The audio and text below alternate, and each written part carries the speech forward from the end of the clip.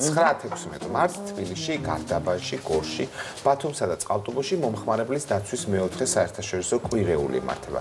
კვირეული 9 მარტს თბილისში გაიხსნა და გახსნით ღონისძიებას 200-მდე სტუმარი დაესწრო. კვირეულის ჩატარება მომხმარებელთა უფლებების დაცვის საერთაშორისო დღეს უკავშირდება, რომელიც ყოველწლიურად 15 მარტს აღინიშნება. მეც ამ თემაზე ჩვენი სტუმარი საქართველოს კონკურენციისა და მომხმარებლის დაცვის სააგენტოს თავმჯდომარე ბატონი ირაკლი ლექვინაძე გვეტყვის. ბატონი ირაკლი, თქვენი ნახვა ყოველთვის როგორ ხარია, ეს ახალი არ არის, იმიტომ რომ ეხება მთავარ თემას მომხმარებელთა დაცვის უფლებებს. რა არის ეს კვირეული, რას გულისხმობს და მთავარი მიზანი რა არის? მომხმარებელთა დაცვის უფლებებს და უფლებების დაცვას. კი ბატონო. მოგესალმებით. მოგესალმებით, მადლობა. კიდევ ერთხელ ამ თემის კი ბატონო. აქტუალიზაციისთვის, იმიტომ რომ თქვენთან ძალიან ხშირად ვსაუბრობთ ამ თემებზე და თემები მართლაც მრავალმხრივია. ამჯერად ჩვენ ყოველ წელიწადში ერთხელ მარტის თვეში, როდესაც მთელი მსოფლიოს მასშტაბით აღინიშნება მომხმარებლის დაცვის საერთაშორისო დღე, საქართველოშიც იმართება კვირეული და მისი მთავარი მიზანი არის იმის უწყებები, რომლებიც ერთობლივ ვართ ორგანიზატორები ამ კვირეულის, ეს არის 6 მარეგულირებელი უწყება, ვინც საქართველოს პასუხისმგებელია მომხმარებლის უფლების დაცვაზე და პროდუქტის უსაფრთხოებაზე. თბილისში და რეგიონებში ვახორციელებთ შეხვედრებს მოქალაქეებთან, მომხმარებლებთან და ვაცნობთ იმ აქტუალურ საკითხებს და ასევე იმ მთავარ საკანონმდებლო მიღწევებს, რაც ჩვენ ქვეყანას გააჩნია, იმიტომ რომ ინფორმირებული მომხმარებელი არის უფრო მეტად დაცული და მთავარი მიზანი არის ინფორმირება ჩვენი მომხმარებლების და მოქალაქეების, იმიტომ რომ რაც უფრო მეტი ვიცით ჩვენი უფლებების შესახებ, მით უფრო არის, ასე ვთქვათ, გარანტირებული ჩვენი უფლებები და წელს თბილისის გარდა და ბათუმის გარდა შეირჩა გარდაბანი, გორი და წყალტუბო. ამ კვირეულის ერთ-ერთი მთავარი მიზანი არის ისიც, რომ იმ რეგიონებში, სადაც ეთნიკურად არაქართველი მოსახლეობა, მათ ჩვენ სომხურად და აზერბაიჯანულადაც გვაქვს ეს ბროშურები, სადაც ძირითად საკითხებზეა საუბარი და პლუს ასევე ერთ-ერთი მიმართულება, ინკლუზიური მიმართულება, სადაც ჩვენ გვაქვს სპეციალური შრიფტით გაკეთებული ბროშურები, სადაც ამ ფართო მოწვას ვაკეთებთ ამ მიმართულებით და 6 უწყება დავდივართ რეგიონებში და საუბრობთ მაგალითად დაზღვევაში, საფინანსო სექტორში, ენერგეტიკაში, კომუნიკაციების სფეროში თუ სურსათის უნებლობის და სხვა დანარჩენში როგორია. უკავშირი როგორია ბატონო? კითხვები არის ძალიან ესეთი აქტიური, ყველა საათს შეხება, განსაკუთრებით ონლაინ ვაჭრობასთან და ეს მზარდის სფეროა ძალიან და განსაკუთრებით ქართველებს ძალიან უყვართ გამოწერის სერვისით სარგებლობა. იმიტომ რომ თვითონ კომპანიებს საუბრობენ. მაგრამ ამ ღონისძიებას უფრო ბიზნესი ესწრება თუ ის მომხმარებლები, რომელსაც რაღაც კონკრეტული მაგალითები აქვს, როცა დაერღვა მათი უფლებები. ამ ღონისძიებებს ესწრებიან მოქალაქეები, მომხმარებლები, რეგიონებში მხარს უჭერენ ადგილობრივი მუნიციპალიტეტის ხელმძღვანელობები და რეგიონის ხელმძღვანელები, ანუ გუბერნატორები და მათთან ერთად ჩვენ ხვდებით მოქალაქეებს. რაც შეეხება ბიზნესს და განსაკუთრებით აი მცირე საშუალო ბიზნესს და ესე შემდეგ, მათთან ჩვენ ცალკე შეხედულები გვაქვს, რომ მაგალითად როგორ უნდა იმუშაონ სწორად, რა უნდა გააკეთონ, რომ საავადმყოფო პოლიტიკა იყოს გამართული და მომხმარებელთა პრეტენზია არ იყოს მათ მიმართ. მაგალითად რა არის ყველაზე ერთი ხშირი დარღვევები მომხმარებლის, რომელზეც მაგალითად ამ შეხვედრებზე საუბრობენ ჩვეულებრივი ადამიანები? ძირითადად ჩვენ სფეროს რო შევხედოთ, რაც ჩვენ ვფარავთ, არის ონლაინ ვაჭრობის მიმართულება, ძირითადად 70%-მდე ონლაინ ვაჭრობით დროს ხდება პრეტენზიის წარმოშობა. ეს არის ძირითადად რა ჩამომივიდა. ხო, ეს არის ძირითადად ტექნიკა და ტანსაცმელი, იმიტომ რომ ყველაზე ფართო და მოცვადი სფეროა. მეორე პოზიცია არის აი მომსახურების სერვისი, ანუ მაგალითად უცხოეთთან გამოვწერე რაღაც ნივთი, ან თუნდაც ავტომობილი და ლოჯისტიკურ მომსახურებას ახორციელებს ქართული კომპანია და გზაში შეიძლება დაზიანდა ნივთი, ან გაატყდა, ან არ ჩამოვიდა საერთოდ, ან რაღაცა სხვა ჩამოვიდა, ასეთ შემთხვევაში ეს გაზრდილია ბოლო პერიოდში და ეს ამასთან ერთად ეს მიტანის სერვისები, ზოგჯერ ენის ბარიერის საკითხია, ზოგჯერ აქაც ნივთის დაზიანების ნაწილია და ეს კონტექსტი ძალიან აქტუალურია მთლიანობაში. რამდენიმე აქტუალური განწყობილება იყო გასულ წელს, მე ვფიქრობ, ჩვენი მოქალაქეებისთვის იქნება საინტერესო, რომელიც დადგინდა სტანდარტის სახით, მაგალითად, აი ყველას გვიყიდია ბილეთი სპორტულ ღონისძიებაზე, კულტურულ ღონისძიებაზე, ცნობილი პლატფორმების საშუალებით.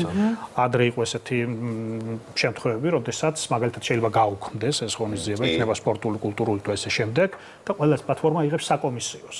აი ესეთი ბილეთის ყიდვის დროს და თუ უქმდება ღონისძიება, ბუნებრივია ის ვალდებულია რომ დააბრუნოს ბილეთის ღირებულება, თუმცა არ ბრუნდებოდა საკომისიო და ჩვენ მივიღეთ გადაწყვეტილება, რომ მომხმარებლისგან დამოუკიდებელი მიზეზის გამო, როდესაც ხდება მსგავსი ღონისძიება, ნებისმიერ პლატფორმა ვარდებულია ეს დაბრუნდეს საკომისიოსთან ერთად და ამით პრევენცია გაუკეთდა აი სოფლიოში რამდენიმე ქვეყანაში იყო ძალიან ესეთი ტალანტური სქემები და აი მაგის როცა სპეციალურად ჩდებოდა ინტერნეტში რეკლამა, მე თვითონ ღონისძიება უქმდებოდა, საკომისიო კომპანია რჩებოდა და ნუ ბილეთს ფულს აბრუნებდა. რადგან ბილეთები ახსენეთ აქვე ჩაგეკითხებით, რაოდენობაზეც შეზღუდვა დაწესდა როგორც ვიცი ხო, ერთ პირს არ აქვს ვთქვათ საშუალება რომ ძალიან ბევრი ბილეთი შეიძინოს და ამასთან დაკავშირებით. ეგ უკვე ვინც ორგანიზატორია, მის მიერ განსაზღვრული შეზღუდვა ეს თუ წინასწარ გაცხადებულია და მომხმარებელმა იცის, ბუნებრივია. ჩვენ ნაწილი ეგ არ არის. ჩვენ ნაწილი უბრალოდ ამ კონტექსტში ეხება. ბატონო ირაკლი, აი კვირეულის ფარგლებში, როდესაც ადამიანებს ხვდებით და ისინი ამბობენ თავიანთ კონკრეტულ მაგალითებზე და რა თქმა უნდა, ალბათ ითვალისწინებს რჩევებს, კონსულტაციებს როგორ მოვიქცეთ.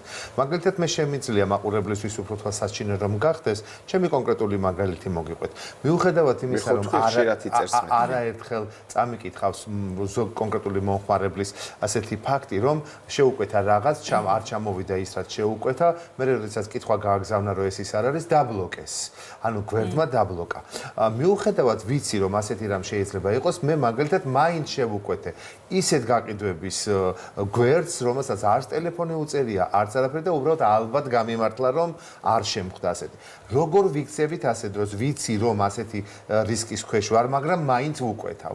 როგორ უნდა მოვიქცე? არა და ნივთი მჭირდება. კი, ანუ ნახეთ თქვენ გაგიმართლათ და ეს კარგია, მაგრამ მაინც აქ ალბათ ციფრთხილე მართებს მოქალაქეს, როდესაც მაგალითად სოციალურ ქსელში ხვდებით თუნდაც ფიზიკურ პირს, გვეუბნება რომ ხამის ფიზიკურ ანგარიშში ჩარიცხოს, მისი მიკვლევადობა არის ძალიან რთული და შეიძლება აი რეკლამაც მართლა მშვენივრად ხონდეს თავის გვერდზე აწყობილი, რომ ძალიან მიზიდულობას იწევდეს, მაგრამ თუ არ ვიცით მისი რეგისტრაციის ნომერი, როგორც მეწარმეს არ ვიცით მისი იდენტიფიცირებოთ, აი როდესაც პირველად მივწერთ, რა შეიძლება მოვიტყო. თუ ის ინდმეწარმეა, ინდმეწარმის დამადასტურებელი დოკუმენტი არის ძალიან მნიშვნელოვანი ესეთ დროს, რომ მიკვლევადი იყოს პრობლემის წარმოშობის შემთხვევაში. მე მინდა დავადასტუროთ ჩემი პირადი მაგალითი და ნუ აი ძალიან მადლობელი ვარ, რომ აი დაბრუნდა ის და მე ვიბრძოლე ამაზე, რა თქმა უნდა, ჩემმა შვილმა და დიშვილმა და ნუ ძალიან თუ შედეგი გქონდა. ძალიან აი როგორ გითხრა, აი ეს არის პირადი ჩემი მაგალითი. სოციალურ ქსელებში კიდევ ერთი აი სულ ეს პრობლემა არის, მაგალითად რაღაცა ნივთი იყიდება და როდესაც რა ღირს ფასი და ქვემოთ მოგწერეთ პირადში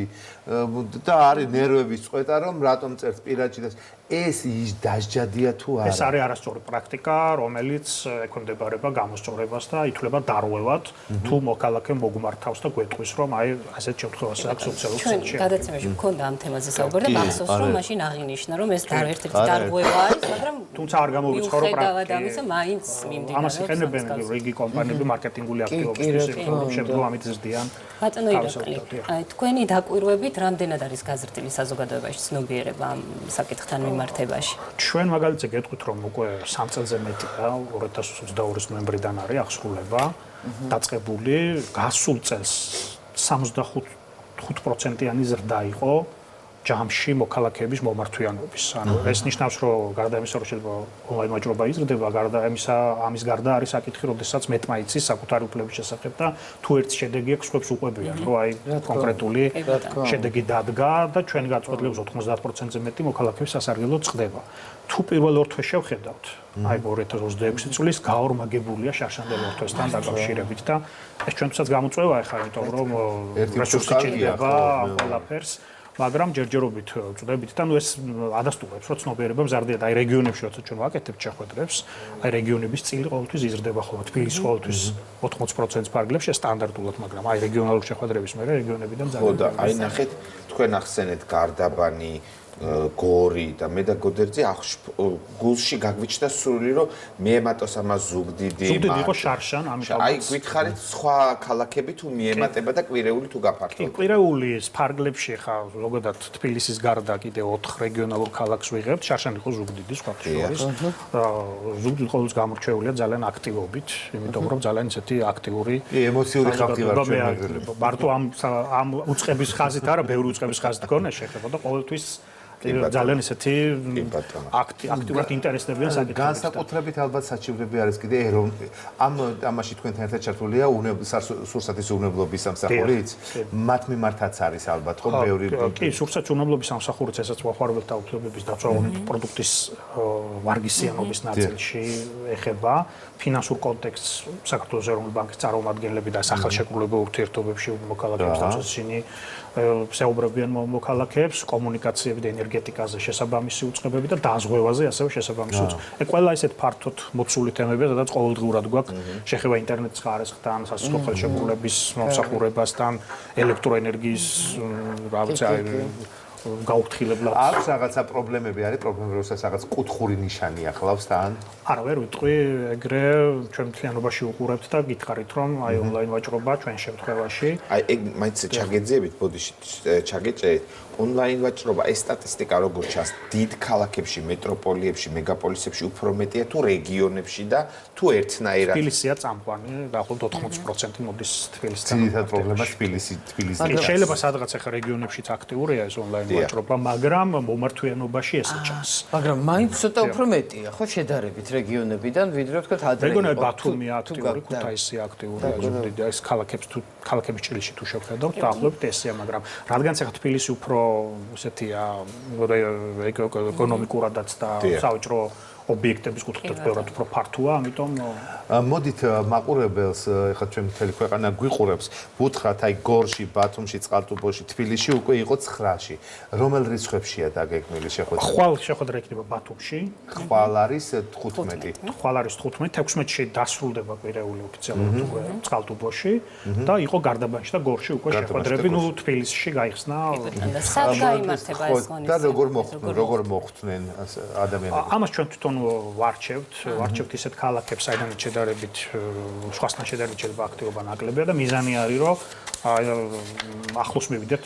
არა, აი მე მაგალითად წყალტუბოელი ვარ და გიყურებთ ახლა და მომინდა მოსვლა. სად უნდა მოვიდეთ ცნობილია, მერიაში მოვდივარ თუ კი, ძირთადად ადგილზე ჩვენ ადგილობრივ მუნიციპალიტეტებს ვთხოვთ ორგანიზებას, ინსტიტუციის და იქ არის ხოლმე ისინი უწევენ ორგანიზებას ადგილობრივი მოქალაქეებთან კომუნიკაციას. და ისიც საინტერესოა, როგორ რეჟიმში მიმდინარეობს თვითონ ეს პროცესი?